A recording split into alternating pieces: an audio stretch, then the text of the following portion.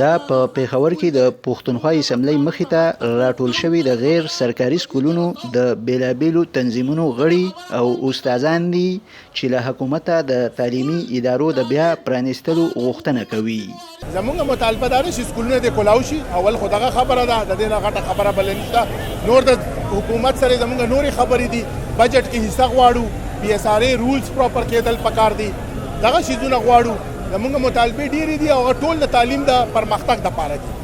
ډي سي ستا سکول ته راځي نو لاړ شه تاڼې ته او د خلاف په نړۍ کې د کورونا وایرس د وبا د خورېدلو وروسته د مارچ میاشتې د نیمایي نه په پاکستان کې هم ټولې سرکاري او غیر سرکاري تعلیمي ادارې تړلې شوې دي.